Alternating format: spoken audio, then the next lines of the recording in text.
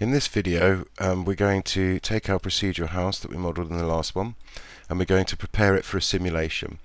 And we're going to do everything inside SOPs. We're going to prepare it for the simulation in SOPs, and we're actually going to simulate the most part of the sim in SOPs too. In recent versions of Houdini, SideFX have promoted a lot of the dynamic tools into SOPs, so you can do a lot of stuff up here, simple stuff, without actually having to go into a full dynamic network.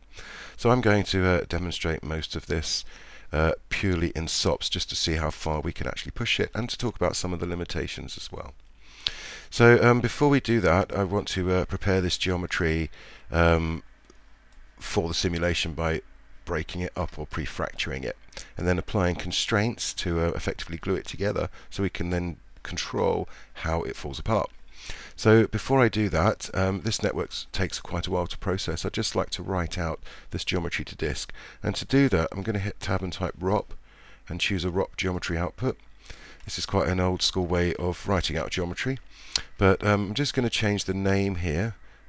We'll go all the way up to where it says .bgeo, and we'll call this house model version 1. And then we can hit save to disk, and that will save our single frame. Now in order to read that back in, I'm going to use a file node, and what I like to do is just copy the parameter, right click copy parameter here on output file, and on the file node here it says geometry file, right click paste relative reference. This just makes sure whatever I write out from here is always being read into the file node. And this has effectively cached it up really, or saved it to disk. Now we could have plugged in the file node directly and changed this to read and write it out from here. But I don't like to do that. I like to see a physical break in the network, because I know here visually that I've broken the proceduralism. But it's purely a matter of style, how you want to work in Houdini. That's the wonderful thing about Houdini. It leaves all these wonderful frameworks for you to choose how you want to work. So you can just pick your own style. It doesn't really matter. So what we want to do now is we want to process this whole house geometry here, and I want to break up the bricks to look like bricks and the glass to look like glass, etc., etc. And in order to do that, I need to separate out those individual elements. Now fortunately we made all our groups. If you look here, we have our bricks, our door frame, etc., and this will allow us to separate out the bits we need. And to do that I'm going to use a split node. So let's hit tab and type split. There we go. Let's just plug this into the split node. So what the split node does, it does like a combination of a delete node and a merge node, that kind of thing. And it works quite easily, quite straightforward. What you do in the group here, you put the group you want. So say let's choose our bricks. And then that's what it displays. It separates out that group for you. So out of the left hand input comes the group you've chosen, our bricks, and out the right comes everything else. Now to preview that, I can actually add a null. I like adding nulls to preview what comes out of outputs here. So I plug this first output in, we can see that is in fact the house building. And if I plug the second output, we can see that is everything else. So these split nodes will allow us to partition off what we want.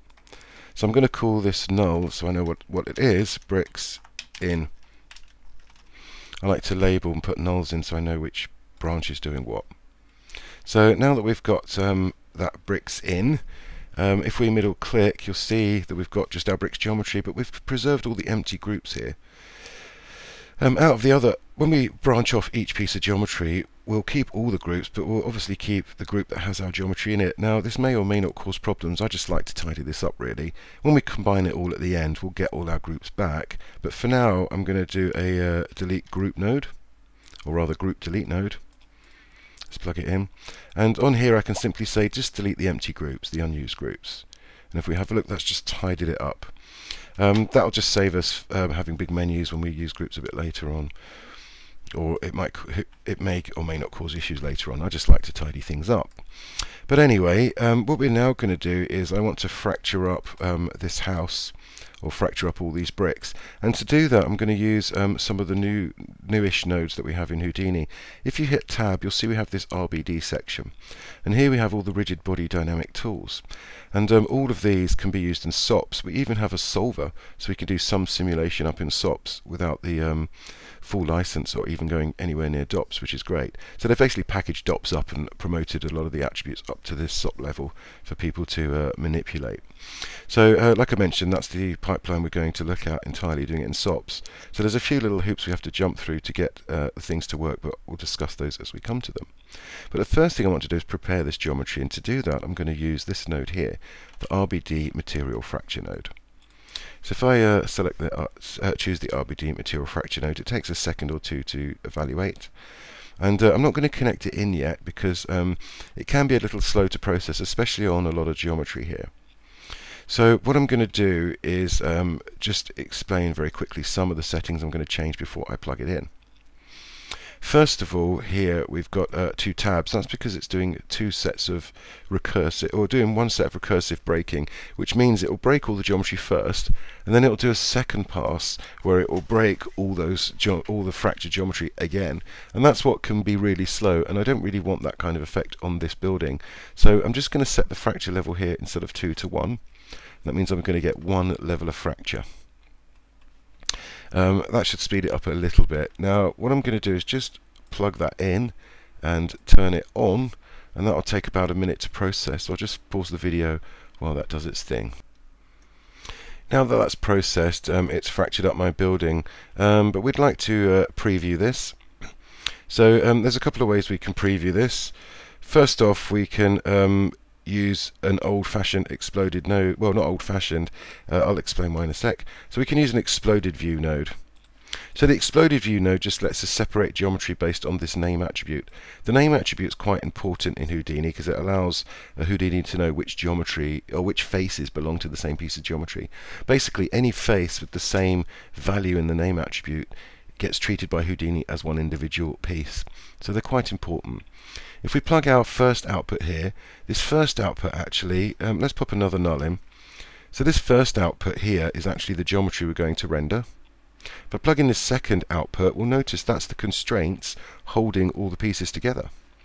And the third output is the proxy geometry that Bullet's actually going to simulate with.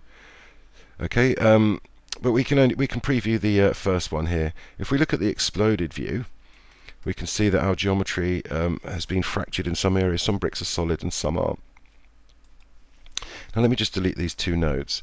There is actually, if you type RBD exploded, there is an exploded view node for the RBD tools, and this will do several things for us. If we just plug in the 3 inputs, remember to plug in the 3, you can hold shift, click, click and click to select 3 and then just plug them down. And let's turn on the exploded view. So this is a relatively new scheme in Houdini to have multiple inputs and outputs now, because we're passing different sets of geometry in between. As you saw, our rendered geometry is on the left, our constraints are in the middle, and our geometry that Bullet's going to use for the sim is on the right. We'll manipulate these different geometries to affect the sim shortly. But this exploded view, now it's calculated, shows us everything all, on combinations of what's in these 3 inputs. At the moment it's showing us inputs 1 and 3, so the full geometry and the proxy. I'm actually going to turn off the proxy here, which is the last input, and now we just see what we saw with the basic exploded view, which was just the fractured bricks that we're going. Now the other nice thing about this exploded view node is we can turn on show constraints amongst other things, and this will show us the constraints connecting those bricks together, and we can see those in white. Now if I zoom out a little, you can see it's quite concentrated in some areas on the house and not in others. Some areas are not affected. The way Houdini works out how to fracture on the material fracture node is based down here in this tab, in the fracture level tab, and it's particularly to do with these cell points and this fog volume. What it does, it creates basically a volume of the geometry and adds some 3-dimensional noise, and you can kind of see the noise pattern. If you imagine the white areas are white and the areas where it's not broken is black, you can kind of see the patches of light and dark, and you'll see it's quite a big pattern, isn't it? We've got a big splodge here and another splodge here and another splodge here. Now there's a couple of things I want to do. Actually what I want to do is really fracture all the bricks into pieces, and then I'm going to stick them back together again to look more like brick patterns. So what I want to do is just affect this noise. Ideally I'd like to turn the noise off so all the points are scattered everywhere, but we can't really do that. So the other option is to make it a very high frequency so it changes quite often, and therefore we'll get a much more even scattering. Now again, if I change all these numbers, it's going to be quite slow to do. The other thing is I do want to mention is particularly the giving things unique names. That way you can deal with stuff later on in the network much more easily. We're going to be working in parallel, meaning I'm going to branch off again in a sec and fracture up other pieces of geometry with their own fracture node, and then we're going to merge everything at the end. We'll talk about the advantages of working parallel over series in a moment. I'll explain what that is shortly, but for now we're going to have multiple RBD material fracture nodes, and if we're using concrete fracture, they're all going to have sort of the same group name here unless we change it. So it's good to give this unique name. I'm actually going to call this bricks fracture. So this will group up these fractures for us and give them this name. And the other thing that's good to do is to create some namespaces. So if you turn up the top here, if you turn on, oh, see, that is processing. I didn't want to do that. Let me abort it. To stop it processing every time you make a change, what you can do is come down the bottom right here and click where it says auto update, change that to manual. Now it's not going to update the graph, and we can change what we like. So change up here, turn on the fracture namespace, and we'll change this to bricks as well. So it definitely has a unique name. And we want to change these scatter points here. Let's have slightly less. And the noise frequency, I'm going to put that to a high number like 50. So like I say, it's going to be black and white dots, quite high frequency noise, and therefore the points should scatter much more uniformly. Now I'm going to turn this from manual back to auto update, which will force the network to evaluate, and that will take a minute or so to draw. While that's doing that, I'll just explain again that we're going to be working in parallel, and what that means is I'm going to be branching off like I've done here for another piece of geometry off this split, and so on. And I'm going to have several branches, each working independently of the other branches. And then we're going to merge the result together back into one stream, and that's what we call parallel, because we have these parallel streams not dependent on another one. Now the advantage of that is we can obviously change one element in one stream and not affect the others. Whereas normally when you work in Houdini, you put nodes in a straight line, and if you affect a top node, all the nodes below it have to be recalculated with this sort of top-down dependency. So working in parallel can break up all that processing as long as you can merge it again in later. So if you're calculating something heavy in one branch, you don't need to evaluate the other branches, for example. And the advantage is you can cache out those particular operations. So let me just pause the video while this catches up. There we go, the house has caught up, and because we increased our frequency there to 50, we can see our points are scattered much more uniformly throughout the house, and every brick appears to have been shattered and broken up now. That's too pulverized for me, really, and not the kind of look I was after. So what I mentioned was, well, actually let me show you what these namespaces have done. If we right click on the node, the geometry, or the node here rather, the fracture node, and we right click and choose spreadsheet, you'll notice that the spreadsheet doesn't really have, well, it does. Here in the names, you'll notice it's added bricks. That's this name here in front of our name. We had it called bricks to begin with, so it's just putting an extra prefix in front of that just to make sure that things are separated out. And we can also see here bricks fracture inside, bricks fracture outside. So this is creating different groups for the inside and outside faces of our fractures here. These smooth bits being the inside and the rest being the outside. That way you can add a procedural texture to the inside of your cracks there. That's really good. Now I'll explain a bit more about the material fracture node on the next piece of geometry because it's not so heavy as this building here, but we'll leave the settings as is for now. There's a few other nice detailing settings here, and we could get some control over these white constraints that get made, but we're not going to bother with this yet. We're going to actually manipulate these constraints a bit later on. I'll show you how I like to do it. But what I do want to do is actually connect some of this back together again, because you know, when bricks explode or a wall falls apart, some of the bricks will break, but some of them will stay glued to the others with the mortar. So I want to simulate that, and the node we can use that with, again, if we look in the RBD menu, is called RBD cluster. So there it is, RBD cluster. We just pop that in. Now we want to plug that in before our exploded view. I'm actually going to leave the exploded view in there, so I can literally just slide this guy in and it will connect all three for me. We'll give that a second to kick in.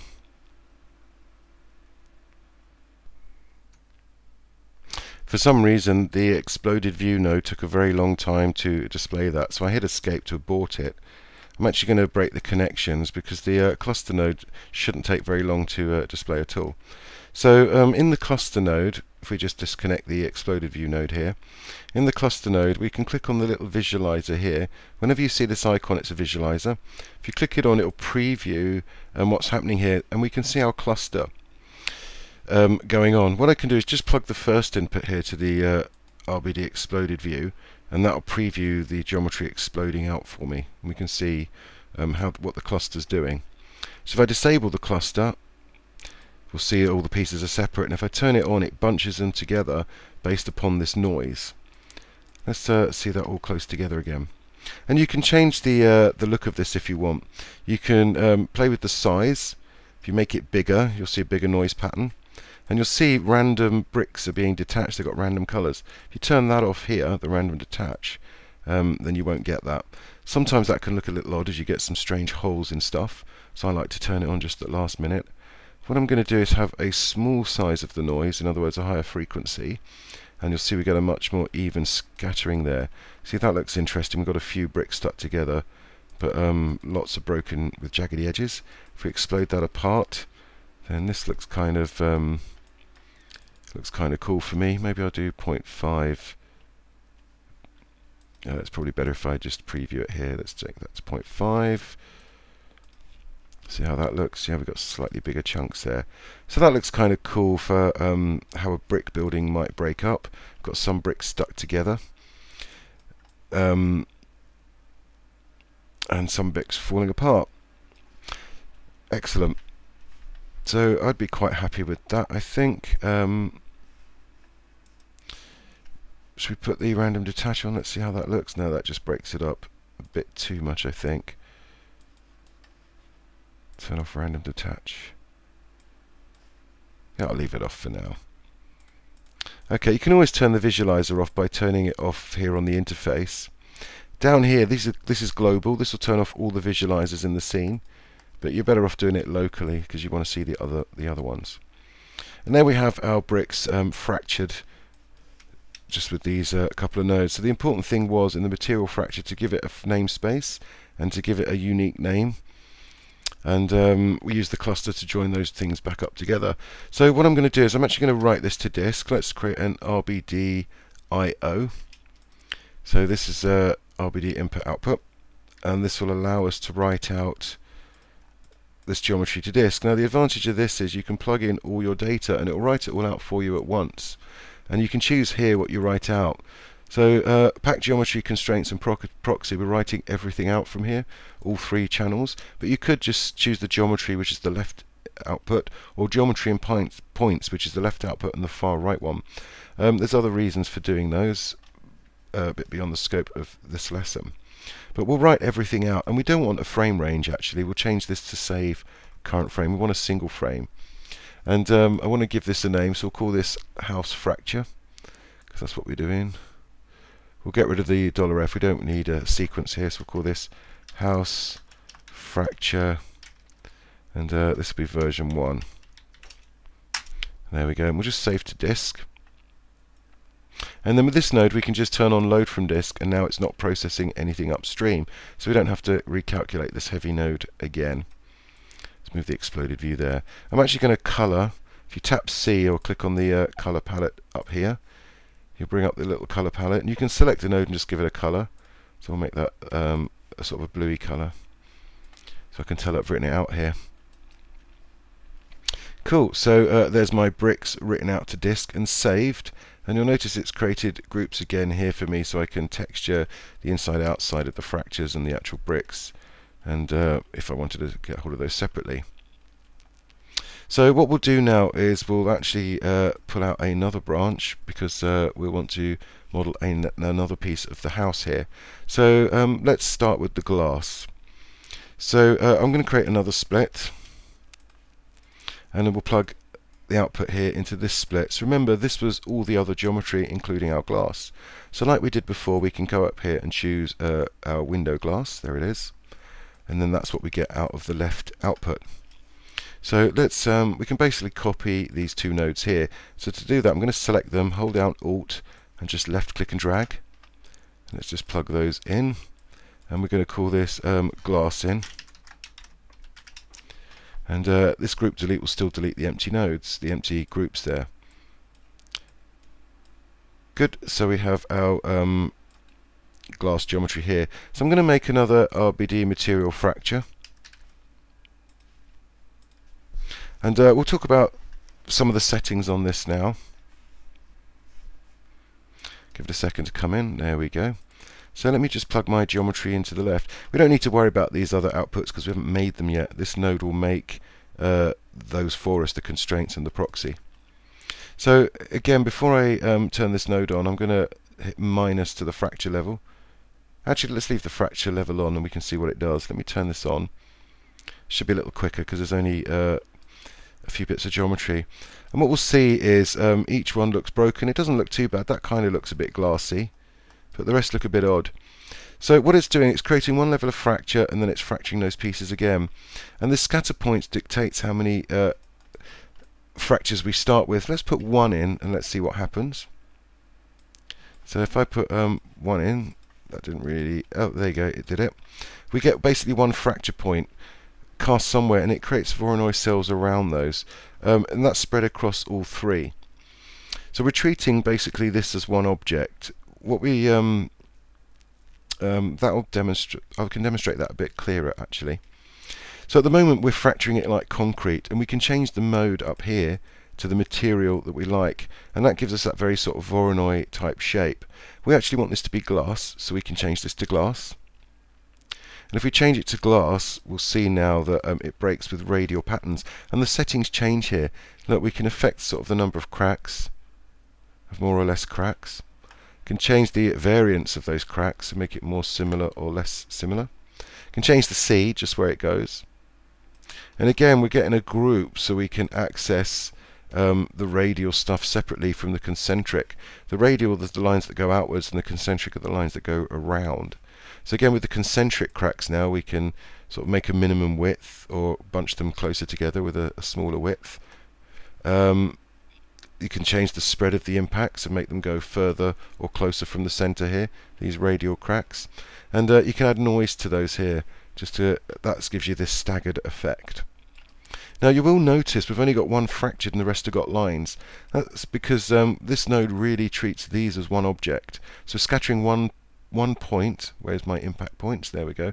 One point amongst all of these objects, which is not great. We want to treat them as separate objects. With the house, that was one big sort of brick wall thing. Here we want to treat these as individual panes of glasses. Now fortunately for us, we have already made a name attribute, and this node will use that name attribute to treat each one as a separate object. But in order to do that, we want to turn on this fracture per piece. If we turn on fracture per piece, look, it uses the attribute with this name, our name attribute. And if we look at the spreadsheet actually, on the group delete node, you go to the primitive tab, here's your name attribute, and look, you'll see all the primitives with glass 0, so 0 to 5 primitives. That's on this input geometry here. If we turn on the primitive display, we can see that. There you go. So this one here has got 0, 1, 2, 3, 4, 5. So those 6 faces make up this one primitive, and that's window glass 0. Then the next primitives here, 6 to 10, that's this one, make up this. So this is glass 1, etc. So that's how Houdini knows what are solid objects. So we're using that name attribute and we're treating them now individually. So we're scattering here 1 point on each one, and that gives us the fracture that we're after. If you don't like the look of it, you can change the scatter seed here, and that just adds a bit of variation in there, so now they look all a bit more different. So look, I could put 2 points in and we'll get 2 points of fracture on each glass, or even 3. And yeah, you could read attributes in to get a different one on each one, but we'll leave it at this because this is just going to get shattered by an explosion shortly. We're going to do all of our pyro in SOPs as well. You can add some chipping, so here we can chip little pieces off. This can be quite slow, so and create some very, very small pieces. So I don't like to use that very much unless we get very close to the glass. Here it's just going to get pulverized, so there's no real point adding the chipping. Where's my exploded view? So here I'm just going to plug in the one output just to see the glass exploded. And I don't know if we saw much change in the chipping there. Let me turn the chipping off. And not really, we just get little bits maybe popping off at the edges there. Cool, so we've got our sort of fractured glass. I'm going to leave it at that. Obviously you can come back and tweak this further if you want to. Let's have 2 points of fracture on there, so that'll just get pulverized as we go. And we didn't have to have glass actually, we could have chosen wood, which we'll do in a minute. I'll demonstrate the wood on this because it should be fairly quick. And look, there's the wood fracture, and it gives you a nice wood pattern. If I look in the exploded view, because it sort of shards it up or shatters it up. Now the wood fracture is quite interesting actually. It has a built-in cluster. So if you turn on cluster here, you'll see it holds it back into these shapes just so you get cracks. And it's got these noises that give you this nice jagginess. So we've got the grain. So if I turn off grain, you'll see that's the up and down lines. And if I turn off cut, that's the zigzaggy ones. And together they give us sort of that broken look here. And again, some experimentation to get the look that you want. We've got grain spacing, so smaller spacing means they get tighter together. So let's just put a smaller number in there. So you see you've got more grains in there. And obviously bigger grains are bigger. You can change the noise here of the grains as well. And again in the cut, you can change the spacing of the cut, make them tighter together. Something like that, 0 cut or a small cut. You can drop the splinter density down or have a high splinter density or even a higher one, which allows it to shatter up more. Sort of kind of gives you that nice shardy look.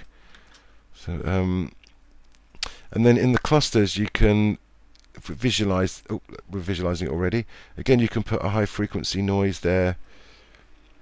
Oh, sorry, a high frequency noise is a small size, small noise pattern. There we go, and that will break it up a lot more. So it's a lot more broken up here.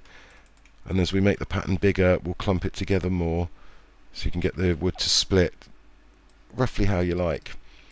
So with this tool we can make wood, concrete and glass, which is pretty cool. I'm going to set it back to glass actually, because that's how I want these. And we don't need to cluster it because it's just going to explode into shards really. So now that we've had a little tour of the material fracture and we've created our glass, we want to write it out again with another RBD-IO node. So I'm actually just going to copy that one with Alt.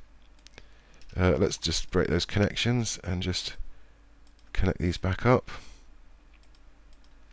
So with this guy's displaying the house, let's turn off load from disk, and instead of house fracture, let's call this glass window fracture. And actually, before we save to disk, on this material fracture here in our primary fracture, we changed the name of the group here. We didn't do that on the glass. So let me select the material fracture here, and I'm going to go to cracks, and here it says glass radial. We've only got window in there anyway, that's probably be alright to leave it. Let's call it window anyway. So I'll just put the prefix window glass in front of both of those groups. Oh, let me just copy and paste this, Control C, and then Control V. There we go, window, not window gas, window glass. There we go, fantastic. So now I've made sure those have got unique names. Oh yeah, and the fracture namespace up here, we'll call this window glass fracture.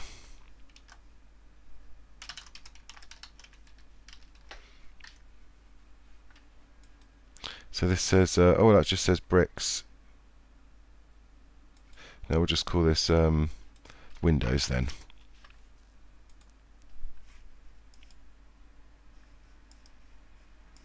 Actually, we'll call it the material it is. Let's call it glass. That'll probably be better. So we'll know that's glass. And then I'm going to write this out again. Save to disk. And then I'm going to click load from disk. And then we've loaded in our glass. So on the material fracture, give it the namespace of glass, and then the other one says brick, so we know which one's which. We can sort those out a bit later on.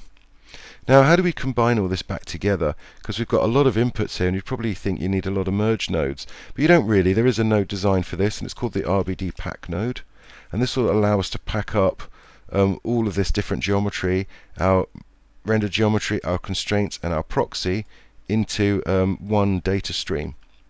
So I'm just going to create a pack there. Let's create another one on this side. So we have two packs, and then we can simply merge those two pack primitives, or those packed constraint networks, those pack networks back together again. And look, there we see all our geometry, or rather our glass and our house fractured. So this is how you sort of start working in parallel. We're working in these parallel streams, and then we can merge them all together at the end here. The advantage of working this way is, obviously, if I've got something heavy like this, I only need to process it the once and write it out, and then something lighter like these, I can make these changes without having to evaluate all this again. Because if they're in series, then you change a node, everything below that node has to be re-evaluated. Whereas here we've split them up, so these are not dependent on these, they don't need to be re-evaluated. So for heavy networks, it's a good idea to, if you can run them in parallel like this and bake out certain things as you go, you'll certainly speed yourself up. Or you can bake out stuff like we've done here at one point. We're actually going to set up all the constraints and physical properties using a series network, so you'll get to see working in series, but at the moment, for this heavy geometry, I like to work in parallel. Just because I think it's a bit more efficient when you're re-changing stuff later on. But again, it's a matter of style, and with the wonderful thing about Houdini is you can choose your own style. It gives you such an open framework, you can work any way that you like. So now that we've got the windows in, let's dig out the window frames and fracture those up using wood.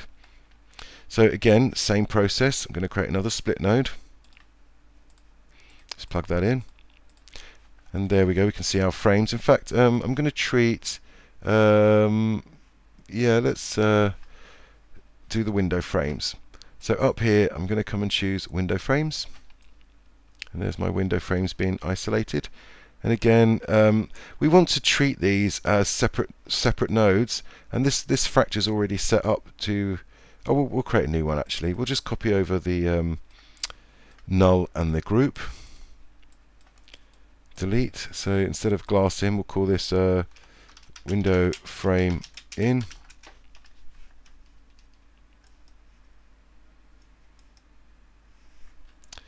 And then what we'll do is we'll create our RBD fracture node.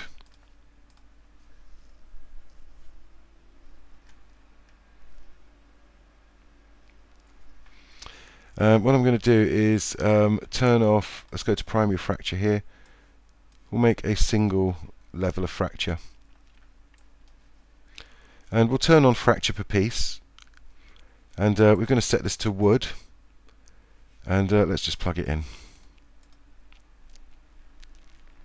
So now it's going to fracture each one of these based as if they were wood. And we can see the clusters there. If you want to test it again, I'm just going to plug in the first input into the exploded view, so I don't need to see the constraints. And then we can see how that's breaking it up. What I'm going to do actually is go to the cluster section here, and we'll just drop the size down a little, maybe 0.5 by 0.5 by 0.5. So it takes a second for it to update, and there, look, that's fractured a bit more. I think I want them to maybe fracture more than that again. So let me set this down here to manual, and then let's put 0.2, 0.2, 0.2. Then we can set it back to auto update, just to then see it redraw. There you go, I'm quite liking that now. That's going to pulverize up a bit more. Got those different colours, and that should separate out quite nicely. Yeah, I think we could leave it something like that. rather than break it up a bit too much. Yeah, we'll leave it like that. We can always tweak this later once we start with the simulation. So again, I want to give this unique names. So let's turn on the namespace here and call this window frames. And then I'm just going to copy this name, and actually in the, where are we, in the cut, if we scroll down, there's the fracture ID, so we'll call that window frames woodcut. Oh, it's trying to process again, so let's set this to manual, just so I can fill all this up quickly. So that's window frames woodcut, and then if we go to grain, there'll be one at the bottom there. So window frames wood grain. Just make sure things have unique names, that way you can access them much more easily later on in the pipeline. So we'll turn the cluster off, the visualizer off for the cluster there. Doesn't want to turn off. Interesting, we can turn off the global one. Oh, that's because it's still on manual. Right, let's set this to auto update. That's the problem with it, manual, nothing updates. So that's why the clusters weren't turning off. There we go. So now that will update the network accordingly. Oh, I turned the main visualizer off here, the global one. So there we go. Good, so that's the next bit of geometry. So again, let's copy over our RBD.IO and RBD.Pack. Might as well steal the nodes we've already made. Just going to use Y to break the connections there. Then we'll just wire this back up. So again, that's still reading in the glass, but if we turn it off, it's now got the frames. And then here I can just paste in that name, window frames fracture. Then we can hit save to disk, and then load from disk. There we go, we have our frames. And then we can plug the RBD pack into the merge. Now we can see our frames fractured and next to our glass in the cavities of where the glass should go. Let's just select these nodes and do Shift L to tidy them up a little.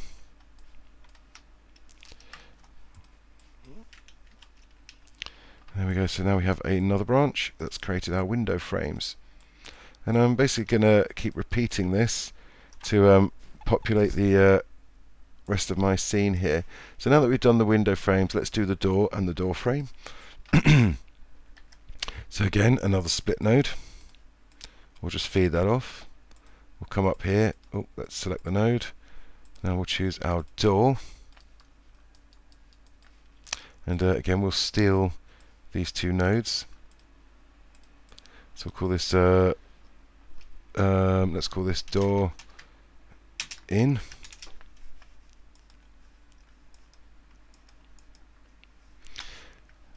So we've got our door in, we've tidied up our groups, and then again we want to add our material fracture. Just wait for that to calculate.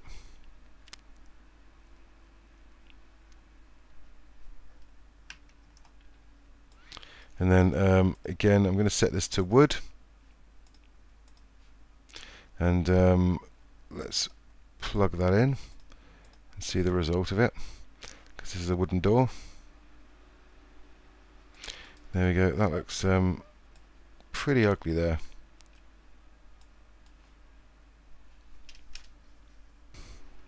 Now it's looking pretty ugly because it's separate pieces and it's not having a great time with that. What we really need to do is say fracture per piece, so it realizes that they're separate planks, and that's going to fracture it much more nicely for us. So we've basically fractured each plank separately rather than trying to treat it as a whole that has gaps in it and internal faces. So if we plug that in now, you'll see it's fractured each plank.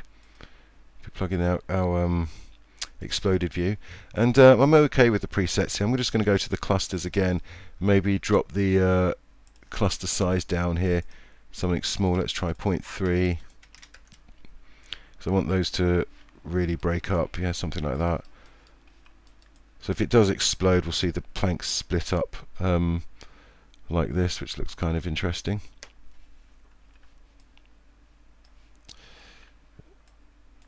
And we need to give it the unique name. So up here, the fracture namespace, let's call this door.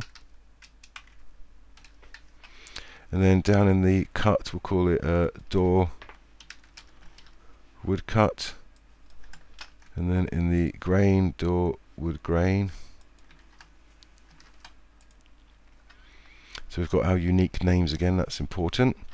And then again we'll copy over the RBD.io and the pack node. So again in the I/O, let's turn off load from disk, and then we'll change this to door fracture.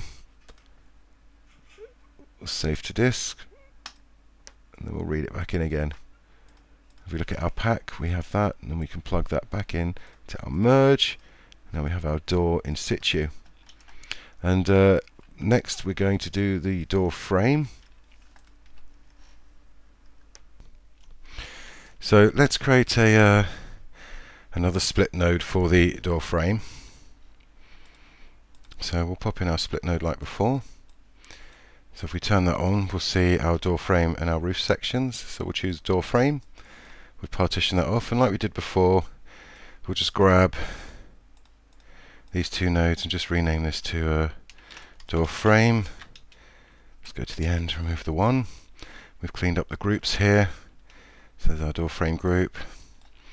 And again, we'll fracture it with the wood. We'll copy, in fact, these other three nodes as well. I'm just going to hit escape to stop that processing. Let's get rid of the console. There we go. So we'll just plug in our group delete. So on the fracture here, I'm going to turn off. Let's set this to manual so it doesn't update. So we'll set this to, leave that on wood, turn off the fracture piece. We'll call this door frame, and then we'll just rename the names in the fracture ID at the bottom here in the grain and the cut sections. Make sure everything has a unique name. It just will save problems later on, otherwise Houdini gets confused which is which. And remember to turn off door fracture per piece. There is only one piece here. So if I set the manual back to auto update, that will refresh for us, and we should see, if we turn this node on, we should see our fractured, there it is, our fractured frame. And I'm just going to plug the first input into the RBD Exploded just to preview that. So yeah, we could preview it that way, or again we could just turn on the cluster visualization and see how that might break up. Let's break that up a bit more. Let's drop this to maybe 0.2 by 0.2 by 0.2. So I guess it's just going to fracture into more pieces there. Excellent, I'm happy with that. So again to the RBD.io, let's change this from door to door frame. I copied so I can paste the name in. And I don't need to turn off load from disk. I can just hit save to disk and you'll see it writes out the new version which it loads in. And again we can plug the RBD unpack into the merge and we'll see our door frame. If we hit wireframe we can see everything fractured. And all we've got left to do now is the roof section. So again I'm just going to tidy up the nodes with Shift L. And then we've got the two bits of the roof there, the ridge tiles and the actual tiles themselves. So we'll start with the tiles. Doesn't really matter the order we'll do them in. So again we'll create another split, and this time we'll choose our roof tiles. So we just have the roof tiles here. And again let's just copy these two nodes over, our null and our group delete. We'll call this roof tiles in. And there we go. So let's create another RBD material fracture.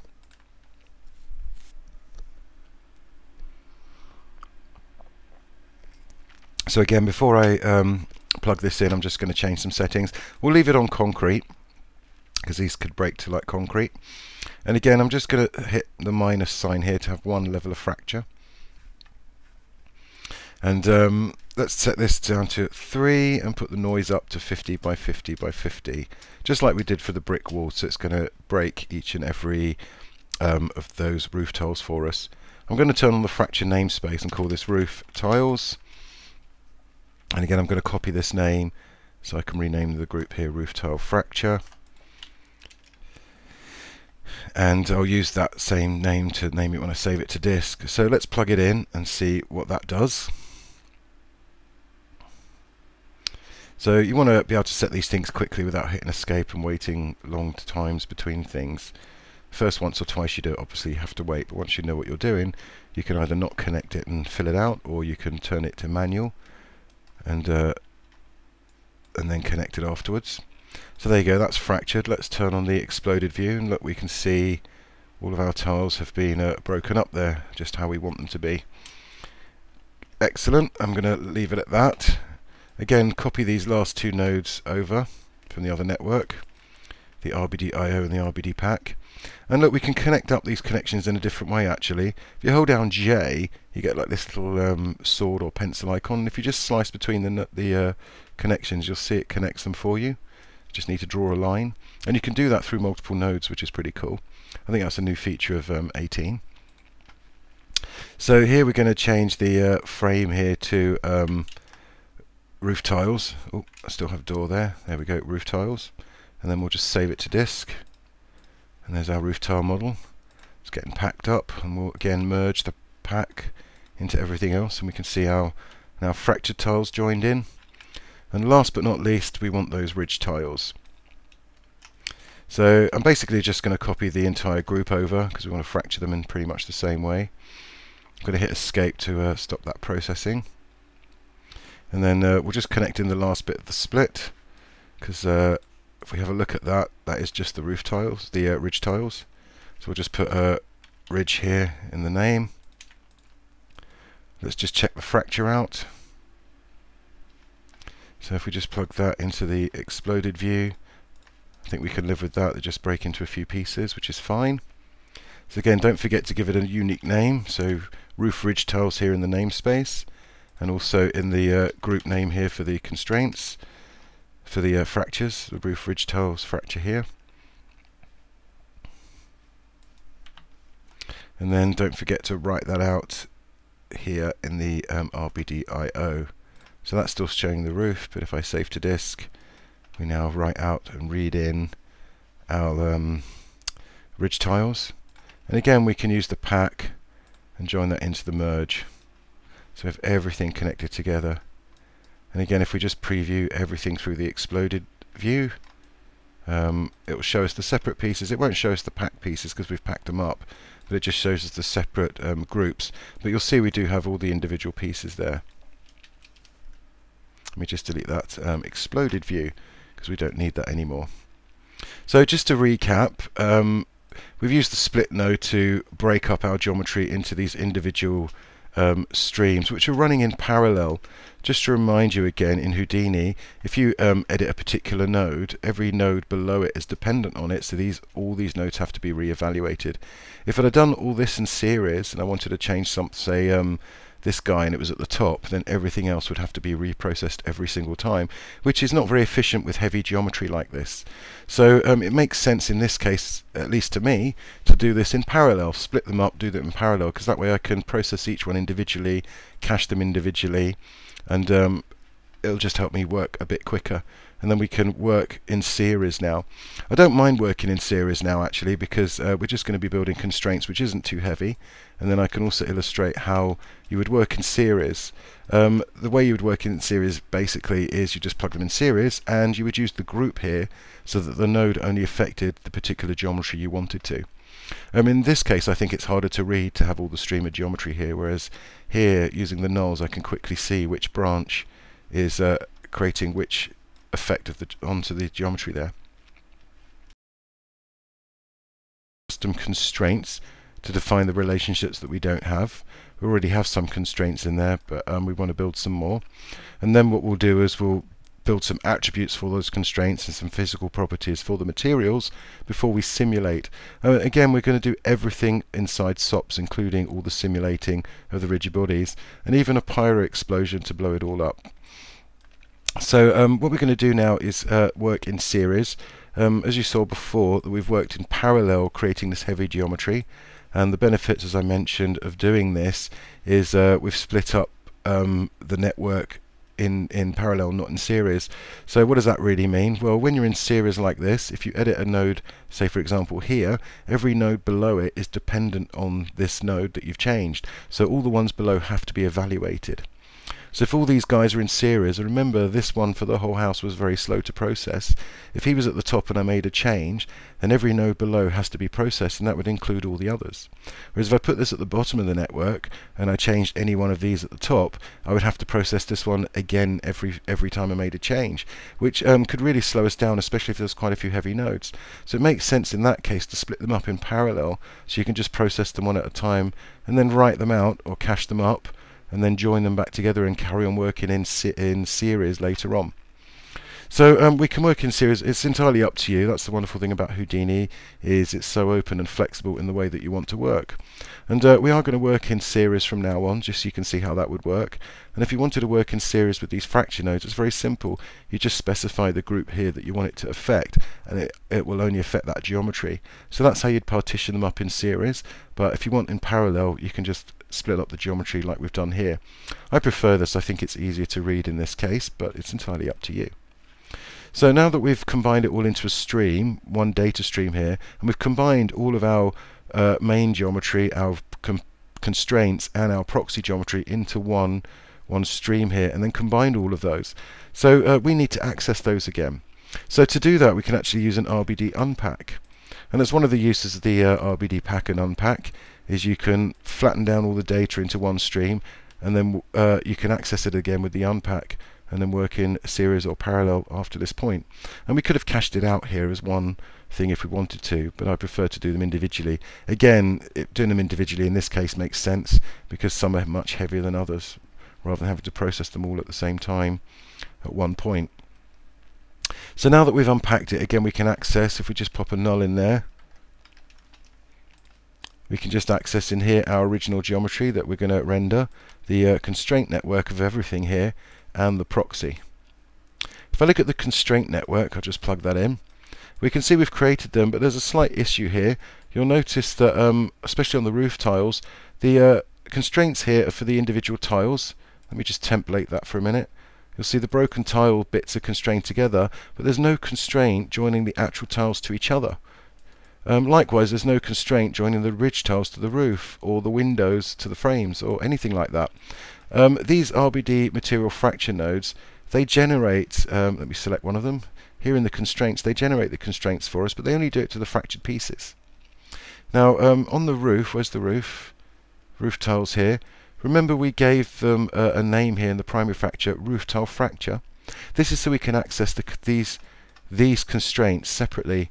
So we can do that down here with a split node, just to demonstrate that. So I plug the constraints into the split, and then I come here and then do the, where is it, roof tiles fracture. You'll see we're just left with those constraints holding the individual pieces of the tiles together. But like I said, there's no constraint holding the whole roof together.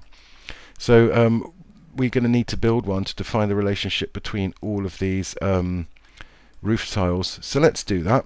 It's quite easy to do. If you hit tab and look in the RBD menu, you'll see we have RBD from rules, constraints from rules here. So this will help us build constraints between pieces. Let's plug the inputs in and have a look at the result. And what you'll see here is it will go dark where it's made the constraints. So you'll see, look, everything's gone dark, and we get these little white lines which are the constraints. Now if I just plug my null into this output for the constraints, we'll see that we've got this extra white mesh everywhere. If I compare it to the one before and then the one after, you'll see we've got constraints everywhere. That's because by default this is making constraints everywhere, literally. And like I said, when you work in series, you tend to use groups to only tell it which geometry you want it to affect. And we can do that here with the input group. I just want this to create constraints just for the roof tiles. So if I click on the drop down, I can find my roof tile group here, and instantly you'll see it only creates that webbing on the roof tiles themselves. Now as always, we want to give this a specific name so we can access it later and change its properties, and we can do that here with group name. So don't forget to turn this on. See my little flashy circle? And they all get the same default name of connectors, so we want to give this a unique name. So I'm going to call this ridge tile, no, what am I going to call this? All roof tiles constraint. So all roof tiles constraint. Because remember, I've got the individual ones, the fracture, but this is like all of them. And we can access that now with the split since we made the group. Let's get rid of this group name here, and we can find the one we've just made, which is all roof tiles constraint. And there we go. We can see we've got constraints connecting all the roof tiles to each other, or rather all the pieces of roof tile to each other. If I just turn the template on, you'll see the fracture pieces are included. But the advantage of this is you could have obviously a weak force holding all the tiles to each other so that they would all separate as whole tiles, and a slightly stronger constraint holding the pieces together so that they'd break up as individual tiles, but when they were hit with a stronger force they'd actually smash into big pieces. So we can manage that now because we've got two sets of constraints. So what I'm going to do is, and you'll notice if I display this now, only the dark ones get the constraints, and we'll get those little white lines, which is not so easy to see. I like to split them out. So what we're going to do now is work in series and create a bunch of constraints for the ones we're missing, and then what we'll do is we'll then create another network to adjust all the physical properties in a separate place. And that's the way, again, I like to work. That's my style, and it's entirely up to you the order that you work with these nodes in. I just find that logical, just to fracture it, build the constraints, and then play with the physical properties. And again, I'll talk about the advantage of why I do it that way when we get to it. So what I want to do is now, if you think about it, these ridge tiles are not glued to the roof. Again, if we look back at the original constraints, let's plug that into the from this node above. So let's plug the null into the constraints on the node above. So we'll see our ridge tiles here have constraints joining together, but they're not fixed to the roof. Likewise, the roof isn't fixed to the walls, etc. So we'll go and build all those relationships. So I'm going to start at the top and work my way down. So the first thing I want to do now is connect the ridge tiles to the roof. So let's bring in our constraint from rules. Let's connect it together with shift. Let's turn it on. And again, it will constrain everything to everything else. So this time, I don't really want to use the input group here. What I can do is actually use this groups method here. At the moment it's set to all, so we're going to constrain everything to everything. But we can change it to group to group. So now I'll only constrain two groups to each other. Well, now because I've selected that and this is empty, you'll notice that nothing gone dark because it's not created any constraints. So what we want to do in the top one here is choose our roof ridge tiles. So there's our roof ridge tile group. And then in group 2 we just want to put in the normal roof tiles. There you go, roof tiles. And what this will do, create constraints, as you can see, just between the ridge and the roof. And the only bits that are constrained have gone dark here. Again, we should give it a unique name up here. So we'll call this ridge to roof const. And there we go. And if I put that into the split, so the output connector here into the split, let's find our new group. So that's ridge tiles to roof const. There we go. Now we can see our constraint there. Now you've got some controls actually here. If I go back to this, we can change the search radius. Now it's only going to search for the nearest neighbour, so it won't connect this to a block 2 parts away, just the block nearest it. But you can change that. You can make this smaller. So if I make that a lot smaller, you'll see some of these further chunks get missed off. So you can make it a bit finer if you want. If you make it too small though, then it doesn't actually find the centers are within that distance, and therefore it doesn't join them. So only the center of this chunk and this chunk are close enough to join a constraint. So you can kind of filter out the constraints if you want. The other thing is you'll notice we get one constraint per center to the other center, but you could have maybe 2 or 3. If I just change that number, let's see if we actually see a difference there. Let's change this back to the default 0.01, and if I put 3 connectors up, you'll see a load more appear. Let's put 1 in. You don't really want that. You just either glued or not glued. You don't have to break it a couple of times before it will separate there. Generally the defaults are pretty good for what you want. Sometimes I bring this number down just to make a few less constraints, but the defaults are pretty cool. And you must remember to give them a unique name here. And it's using the center of mass here to actually do the connection for you of each point there. So that's good. We've created our 2, and look, it even gives you the name here of what we've done. So we've done the all the tiles to each other. We've done the ridge tiles to the roof. So what I want to do now is connect the roof to the bricks. So again, we'll use another RBD constraint from rules. Holding shift, we'll collect the 3 connectors. Just plug them in. And on this one, before I turn it on here, I'm just going to set group to group, and then I'm going to turn it on. That will stop it drawing everything. It'll be a little quicker to display. And this time we want to choose our roof tiles, and then in the group 2 here we want our bricks, because we want to constrain the roof to the bricks. So when we do that, now we can see that these tiles around the edge are connected on both sides to the bricks there. Again, we should give it a unique name here. So we'll call this roof, let's just call it tiles to bricks const. So the constraint again. And again, if you want, you can preview that in your split. I like to check things as I go. So we'll call that, that was roof. Where is it gone? That was tiles to brick constraint. Actually, I'll call that roof to brick constraint rather than tiles. Let's call it roof to bridge constraint. Just change that name to roof so it finds it again. There we go. And again, in cases like this, you might actually want that a bit smaller. So you see we get less constraints if I bring that down. We just want some of the bricks really attached to the roof there. So that's good. So we work out, oh, don't want to go inside there. So we work our way down slowly, constraining everything to everything. So now we've got the roof connected to the bricks. So let's start thinking about the glass. Let's do the windows next. So what I want to do is constrain the windows to the frame. So let's do that. So we'll put in another constraint from rules here. So again, I'm going to set this to group because we want to constrain our glass to our frames. And then let's connect in those 3 outputs. So turn this guy on. It's not going to do anything. So again, we'll choose our where are we? Window glass. We'll connect that to our window frames. And then we can see the constraints there.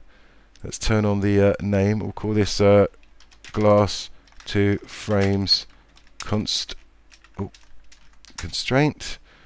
There we go. And again, we can preview that in the split. So let's have a look at the glass to frames constraint, and there we go. See the little constraint holding, let's template that, our pieces of glass. So again, that's quite large and long. Let's maybe reduce this down. We just want a few shards that will stay connected. What I like to do with this really is, you'll see we've just got the closest shards connected. So what I like to do with this is the glass will just totally blow out, but I tend to make these ones here quite strong, so these will always stay stuck in the frame, so you get that kind of jaggedy look. So that's how I like to sort of manage that constraint there. So that's good. We've got our glass to frames. Let's just do Shift L to tidy those up a little bit. So next, after glass to frames, what we want to do is actually take those frames and constrain them to the bricks. So again, we'll do another constraint from rules here. We'll change this to group, and then we'll just connect this together. So this time, I actually want to treat all the frames at the same time, not just the window frame, but also the door frame, because I think the frames will be connected to the bricks in the same way, regardless of doors or windows. So I'm going to do them all at the same time here. So in group 1, I'm going to choose my door frame, and I'm also going to choose the window frames. So you can have more than one group here if you want. And then we can choose bricks. And then hopefully we'll see, there we go. If tap W for wireframe, we can see all the frames are constrained to sort of the near bricks. So remember, these are clusters. So this big one, it's not constrained to that brick up there, it's constrained to this cluster. Remember, that was a solid cluster, these 3 or 4 bricks. But again, we could reduce that down a bit. So they're still kind of glued in, but they might break out a bit easier. So maybe we'll have a smaller number. Yeah, that might do. And again, we want to give it a sensible name. So we'll call, let's turn on the group name here. We'll call this frames to wall constraint. So we've got our frames to wall constraint, and again, we can use our split to preview that. So that was the frames to walls constraint. There's F. Frames to wall constraint, there we go. So we can see all the frames are connected into the bricks now. It's good we slowly work our way down, creating the ones we want. So now that we've done that, we actually want to glue the door to its frame. So let's do another one, constraint from rules. So turn this on. Oh, there you go. I didn't set the groups to all groups, it took a while. So group to group. So again, we'll choose door, then we'll choose door frame.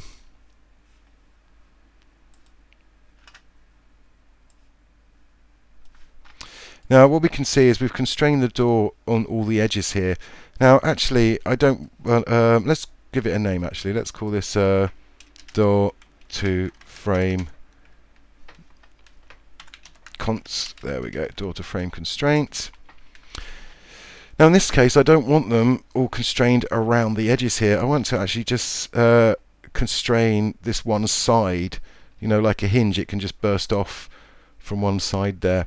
And we could probably change the constraints and make them soft and give it a hingy effect later on, but for now I just want it connected to one side, and we can actually do that on these constraints. There's a way we can limit. At the moment this was just doing everything in the group to everything else in the group, but we can actually use bounding regions here to specify where we want to go. Let me turn on the bounding region, and you'll see we've lost the constraint because the geometry is not inside this bounding region.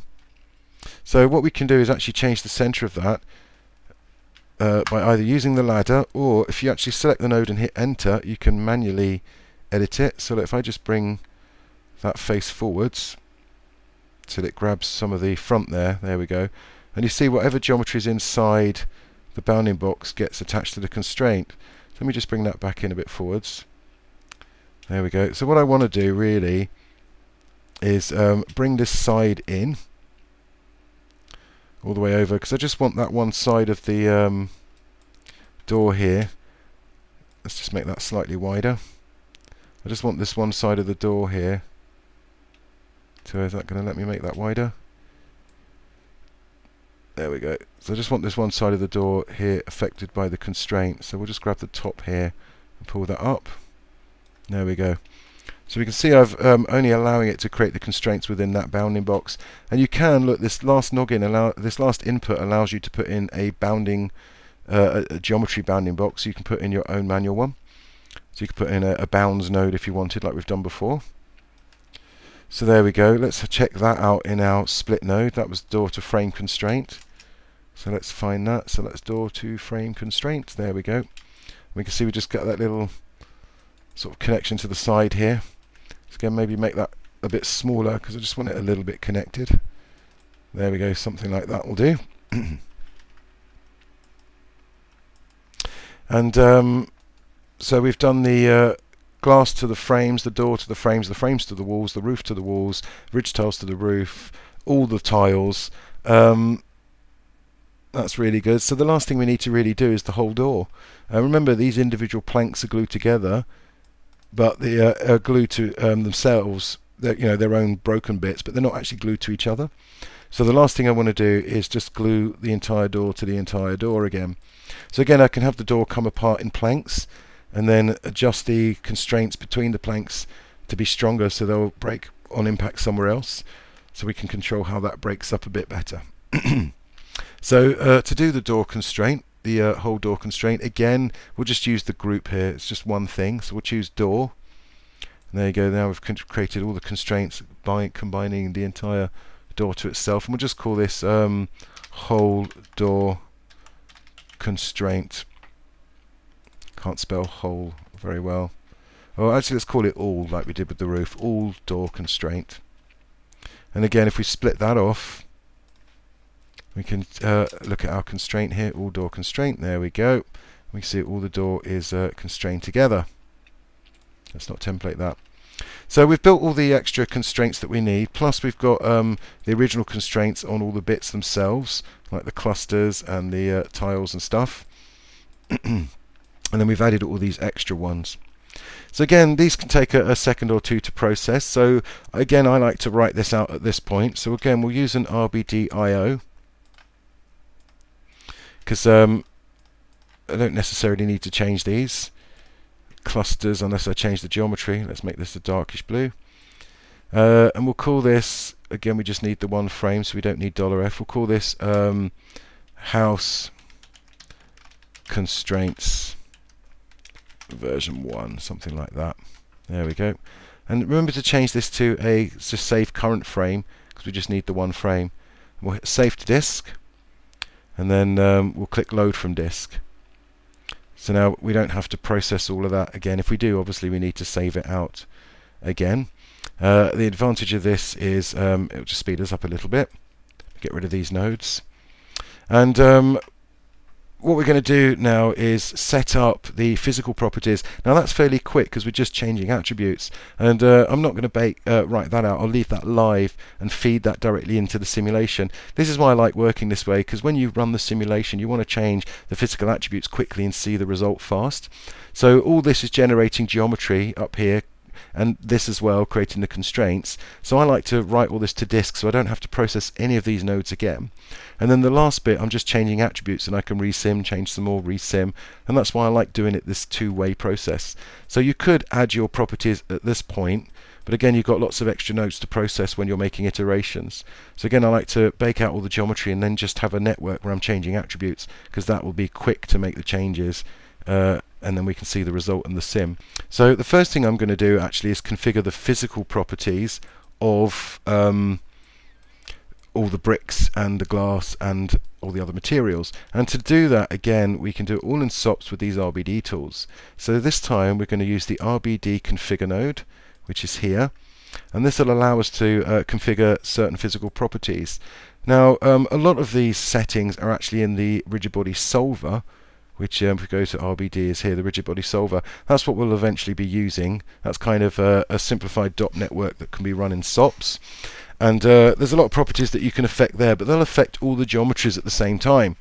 Whereas here we can create local attributes that will affect just the geometry that we want. And again, we'll do that through groups. You could make multiples of these nodes, which you can do, but in this case I'm going to actually take advantage of the groups and these extra tabs here. So let's see how this works. Now it's quick to process, so we can just literally plug in our inputs here. You can plug this last one in, but we don't have any points there, so there's nothing there. And here's my parameter pane. I just hit P to bring that up. So let's turn on the configure. Now all this is going to do is going to create attributes for us. So it's not very slow to process, which is why I don't mind doing it after the cache. So what we can do is we can set up, as I mentioned, certain properties. So the first thing I want to do is talk about my bricks. At the moment it's applying properties to everything, and we can define here in the group what we're applying stuff to. So first of all, let's click on this drop down and choose bricks. And now we've applied these physical properties just to my bricks. I'll show you that in a minute. Now one of the things I want to change actually is to come down here and look, we can set concrete, glass, wood or metal. These are presets, by the way. If you want to put in your own numbers, you can simply turn on user density, and then you can put in your own number. And this is in kilograms per meter cubed. It tells you there, which is a standard unit you can look up on the internet. So I'm actually going to change this to brick, and it's decided that this should be about 1,000 in about 2,000 in density there, which is a bit less than concrete.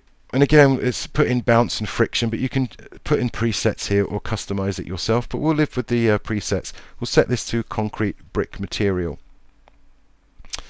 Okay. Now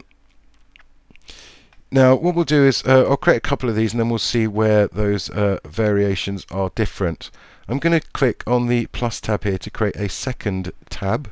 If I click on the second tab, I can choose another group. So the group I'm going to choose is, let's do all the wood. So if you remember, all the wood was the frames, so we want the door frame, we want the window frames, and we also want the door itself. So all these things are what's made of wood. We'll assume they're all the same wood. So again, we'll come down here and change the preset to wood, and we can change the default. Let's have oak. Let's have oak, nice heavy wood, for all the doors and window frames. So again, we can put multiple groups in there, and you'll see the oak here is 740 density. Now, if we right click and choose spreadsheet on the configure node, you'll notice we don't have any of those attributes we've just made. That's because by default, this is going to show you the left input here. Let's go to the create a null for that. it's going to show you this left input. So if I right click on here, do spreadsheet, you'll see this is the same geometry. What we really wanted to do was see what the simulation geometry, the bullet geometry, because that's where those attributes are, and that's actually this third output. So I plug the null in there and then do the spreadsheet on the null, and we go to primitives here. Is it primitives? No, points. There we go. If we go to the points, because they're packed primitives, we'll see the attributes we've created. There's the density and there's the bounce. And if we scroll through, we'll see there's different values. There's our 2000. There's our 740, which is our wood, some wood, and the rest are 1000, which is the default. But there's more 740. And look, you'll see that the door frames are 740. Whereas the door cluster isn't. Oh, that's mixed it up for a minute. So we can check that we've got the right densities going on there.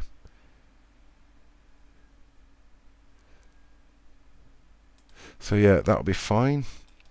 So what we then want to do is we want to put in our roof tiles and stuff, and the ridge tiles. So let's click plus and make another 3 here. So again, we can choose roof tiles and our roof ridge tiles. So these will be made of concrete, but let's make them of a lightweight concrete so they don't crack the roof there. They're not too heavy. So I have a lightweight concrete for those. And then last but not least, we'll do our glass. So we'll create another tab for the glass. Here we go. Let's click on here and we'll do window glass.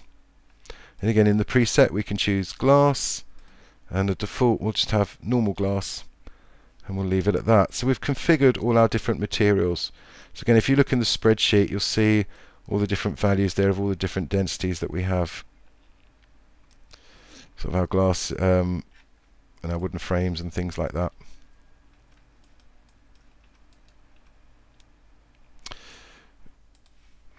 Now,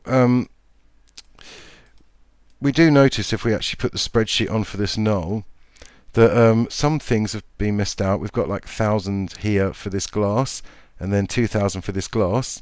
So we'll notice some of the glasses have been missed off these properties. We can actually fix that with some syntax. You'll notice not only do we have the groups, but we also have the name attribute. We can use that as well. And the syntax for that is you say @name equals, and then you can specify. So if we look here, our things are called glass something something. So we can make sure anything called glass gets this attribute. So we can do that with glass here and then a star. So as soon as I do that, you'll notice anything that starts with glass now takes on this value of 2600. So if you notice any issues, you can kind of fix that. Here's 1000. Look, the door's missing out some of it. So let's go to the door here. So we can say @name equals, and the unique bit here is door, because remember that was the extension we used at the beginning. So we can say door star, and then as soon as we do that, we'll see all the door, those woods now pick up the right value of 740. And again, do I have any other thousands here? Let me just sort the density out into range. By clicking on the name here, we can sort it from the lowest to the highest or from the highest to the lowest. Okay, let's do the lowest to highest. There's some more thousands. Okay, window frames. We need to do the window frames as well. That's here, isn't it? So windows as well. So @name equals yeah,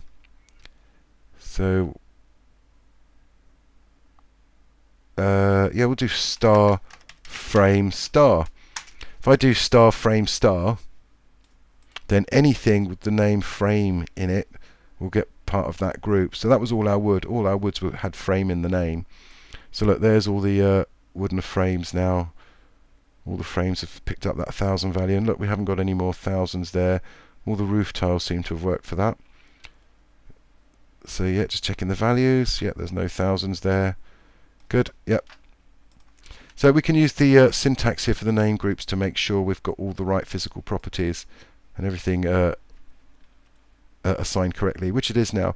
And remember, you can only see those on this third output because this is the actual geometry that Bullet will simulate, and therefore that's the geometry. If we have a look with these attributes on, bounce and name, etc. And we can add other attributes. For example, we can tell it all to be sleeping. This is a good one to add. Let's put a 1 there, which is on. Sleeping's good with bullet. Let's just turn them all on. When something is sleeping, it's not going to move until it gets hit with a force, and it's not only does it not move, it doesn't even calculate or simulate. So it's very, very efficient for stuff that's at rest, and as soon as you hit it with an impact, then it will start to move. So we'll just set them all to sleeping to begin with. Now there's a couple of other things we can do with this configure. If we turn on visualize and turn on active, and then we select this node and hit enter, what we'll do is it will give us a display. It's not showing anything at the minute because we haven't actually set an active attribute. Let's go to tab number 1, the bricks, and turn on active. As soon as I do that, it turns everything green, which means everything's active. By default, it's all active anyway in the solver, so you don't need to turn it on here. The reason I'm turning it on here is because if I was to apply strong enough wind, my whole house will just lift off and blow away. It's not fixed to the ground. So there's two approaches we can fix it to the ground. One is we can build a bunch of constraints, but I'm not going to do that. What I like to do is actually use this active and passive. When something's active, it will simulate. When it's passive, it's just there to be collided with. It won't actually move. So what I like to do is make a bottom set of these bricks actually passive objects, so they'll never move, but they'll be there for collisions. And I'll glue everything else to those. So if that glue breaks and the building gets smashed up, we still end up with a line of bricks glued to the floor or glued to something else. And it gives you control over that nice edge that's left behind afterwards. And that's the way I like to do it, but again, of course, you can do it any way that you like. So the way that we can, and it just shows you, I can just show you then how we can not just use these attributes on everything, because at the moment this attribute affects everything, but we can actually partition this, and we can do it by using, guess what, bounds or bounding boxes here with the use bounds thing. So let's create a bounding object first. So I'm going to hit tab and create bound. And we can plug it into either geometry, the proxy or the real geometry. It doesn't really matter because they're the same size. And look, there's our bounding box. And I'm going to bring up the lower padding here a little bit. So we're missing out these bottom layer of bricks. So anything that's inside this bounds will be affected by the configure. So let's plug the bounds in now to the fourth input of the configure. And if you select the configure, you'll see it highlights green again. And where you've turned on active for the bricks, in the bricks tab, at the right here, turn on use bounds. And what you can see now, if I just template the bounds, is anything inside the bounds is green, but anything outside is passive or black. The reason we get in this funny lines is again because of our clusters. Remember, they're not individual bricks. So look, I could bring the bounds down a bit lower. If I select that node, you'll see we just get a few bricks glued to the floor. And if I bring it up a bit higher, now we've got more of a line of bricks glued to the floor. And again, we can adjust this later. I'm not going to write this out as a cache, so this is live. And you'll see it's very quick to iterate and change stuff. So I'm actually going to leave it like that. I'm going to have these black guys passive, and everything else is glued to that. Notice that the frame and the doors aren't included in that because we're only working on the bricks here. If I included them in this group, then they would also be affected. And again, we can simply use bounds to affect all of the parameters that you can configure here. If it says bounds at the right here, to partition different things. You can have some parts sleeping, some parts not, some parts active, some parts passive. That's what I like to use it for here. But you can only plug one bounds in. All the tabs have to share the same bounds, annoyingly. Okay, let's turn off the visualize. There we go. So now we've actually configured all the physical properties. We've got different bounces, different densities, everything else. What we want to do now is configure the constraint properties for all the constraints that we've made. So that'll take a bit of memory work. And to do those physical properties is very easy. Again, we can go to RBD and we can do configure constraints, or rather constraint properties. There it is. Constraint properties. So this is not the constraints from rules, this is the properties where we can literally affect the physical properties of each constraint. So if I just plug that in, we're affecting everything here. And again, we can use a group here to tell it which ones to affect. So the ones I want to affect actually is all the roof tiles, all that concrete tiles. So that's all the roof ridge tiles to each other, the tiles to each other, and all the tiles to themselves. No, actually, I'll do all the concrete bits first. So we'll assume that these ridge tiles and these tiles are made of the same concrete. So what I'm going to do is just do all the fracture ones first, and then what I'll do is I'll create a separate constraint for the actual ridge tiles connected to the roof and the roof connected to itself. So these will just be the fractured ones, you know, the concrete ones.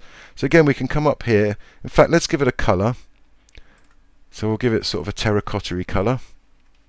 And if I just make a null, actually, we can preview those constraints. You'll see it's made everything go terracotta, so it's overriding everything. So let's find our roof tiles fracture. So there's our roof tile fracture. That's going to be hidden because we've got all the other tiles there. So we want anything with roof tiles and fracture in it. So we've got a roof tiles fracture. We want the roof ridge tiles fracture.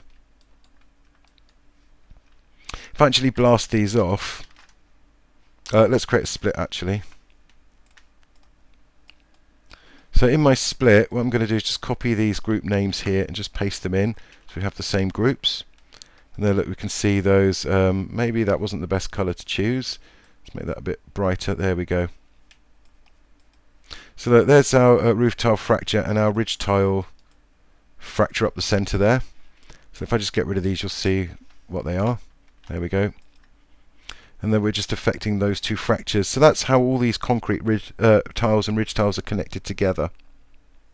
And we can play with that property if we wanted to. I'm going to leave it, see, we can't change the scale there. I'm going to leave it quite strong. We'll come back and mess with these later on. Sometimes we're going to see it in green, just with the null straight out. It's a bit hard to see, yeah, but the other ones are hidden by the white network. But if we split it out, here, we'll give it the same group names. You can see that it's just those concrete bits, which is what we want.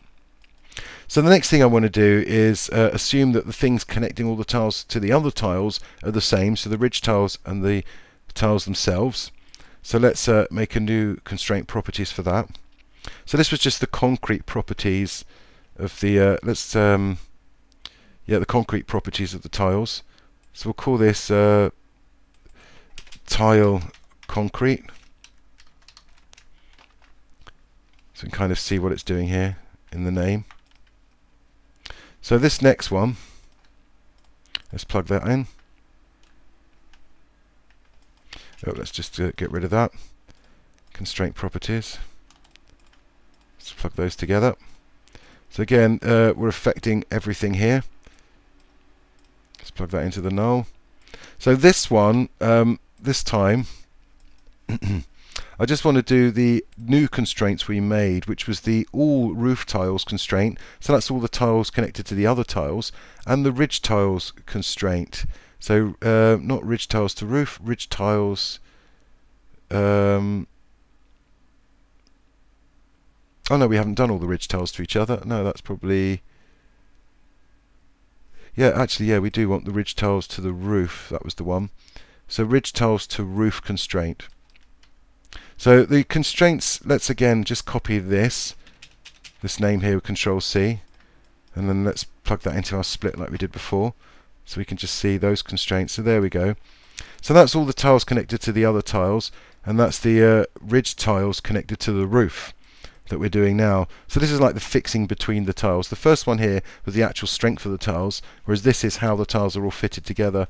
So this is like tiles fitted together. Whatever you want to type in there to remind you quite what that's doing. And again, let's give that a funky colour. Let's try and give it a terracotta-y, roofy colour. Doesn't show up very well in the grey there. So again, if we look at all the constraints, that's we're starting to see a bit of colour in there. So now we can have all the tiles break up. If we made this one very, very strong, then none of the concrete tiles would snap. But if we made this one weak, then they'd all fall apart into individual tiles. And we can manage that to get some more interesting breakups. So the next thing I want to do, since we're still dealing with the roof, let me just zigzag this off a bit, is to actually glue, now define the constraints that are between the roof and the bricks. So again, a constraint properties node. Let's just wire that in. So this guy here again, we'll do our roof tiles to bricks. So we made that. So where is it? Roof tile to brick constraint. Let's give that a darker red colour. And you can see if we're going wireframe, that's done the right one this time. Probably don't need to split it. So again, we can give that a certain physical property if we want. So that's it for kind of the roof section. In fact, let's make some net boxes. Around this section here, I'm going to make a net box, and we'll call this constraints.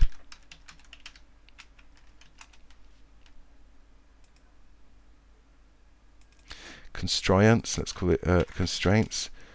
My big monitor, it's quite hard to see what's going on there. Let's make that a dark purple. And then here we can give that maybe another mini net box and call this roof const. So we've got like the roof constraint properties. Let's give that another colour, because we're going to zigzag off the sort of different materials here.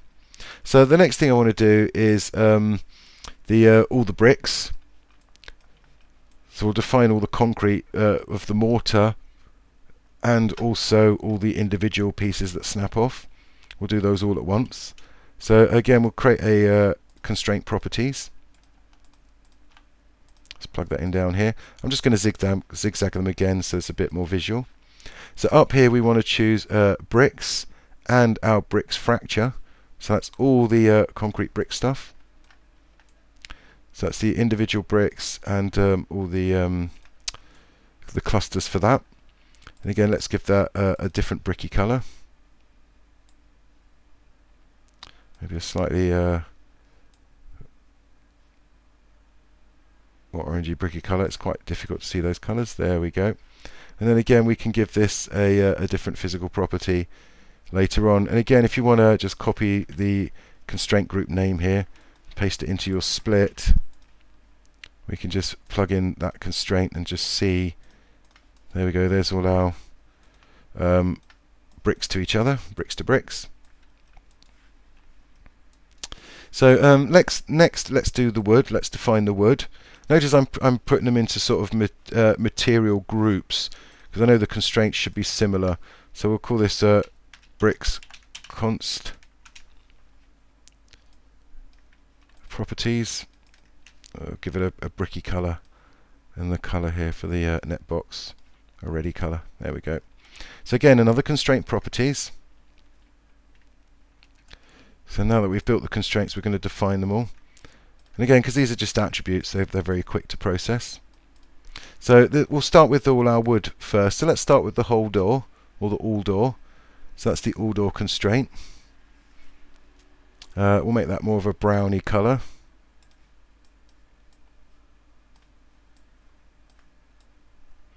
Something like that maybe.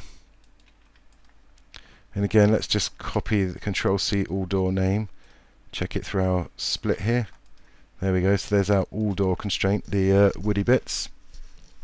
So that's holding the door together as one piece. I said I wanted to control that separately from the individual planks, so let's do the individual planks. I'm actually just going to make a copy of this node with Alt. Let's just plug in those inputs. And this time, instead of the all door constraint, we're going to do the door cut, and there it is, the door. That's the door frame, isn't it? We want the door. There it is, door wood cut and door wood grain. So that's why we gave them unique names, so we knew which cut and grain was separate. So this one will give a slightly more reddy colour to it. And again, let me just copy these group names. Just put them in the split. So here you'll see that's the individual planks. So I can make these really strong and the all door constraint a lot weaker, and then we'll see the door break up into planks. Or if I make this really weak, then the door will just splinter. But I can control them separately here, which is the bit I wanted to do. That's why I like to kind of do that and give them those unique names. So again, if we now create a constraint properties, we want to glue our door to its frame so it doesn't fall out. So again, on this guy, we can look for the door to frame constraint, and there he is. Let's give that a wild colour. How about a nice bright yellow? And then we can see the door attached to the constraint to the wall there. So let's make another little net box around here, and we'll call this door constraint. And we'll give it sort of a browny colour or a yellowy colour. There we go. Slowly we're adding our constraint properties. So now that we've done the door, we've got the windows and glass. And what we'll do is we'll do all the frames at the end actually, rather than doing, because here I could do the door frame. So I've done the door to frame, but I haven't done the frame to bricks. But we've treated all the frames to bricks as the same, so I'll do all those at the end. Let's do the glass, and then we'll do all the frames at the end. So let's do another constraint properties.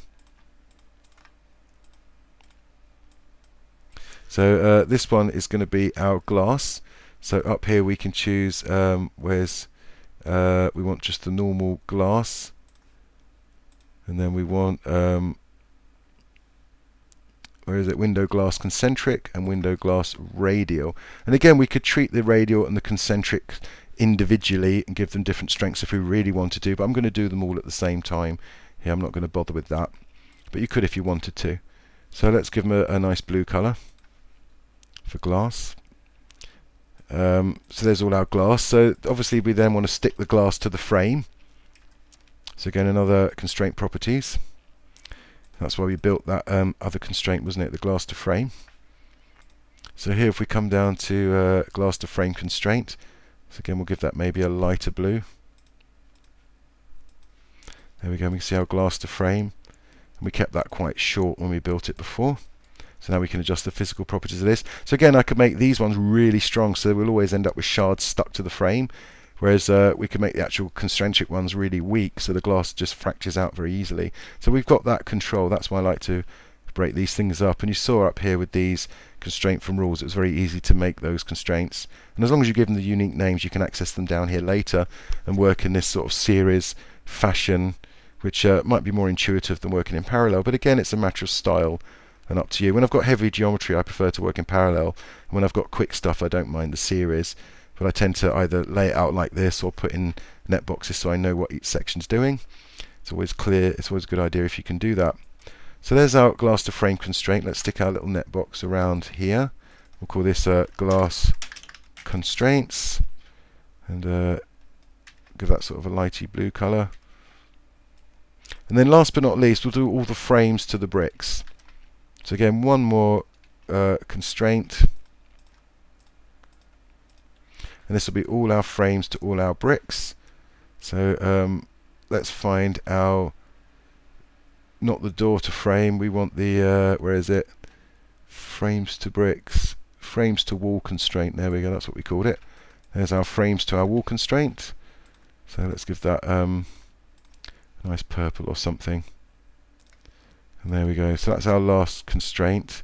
So we might as well put a net box around it and call that frames wall constraint. I'll give that maybe dark purple as well, deep purple. Excellent. So what you can see here is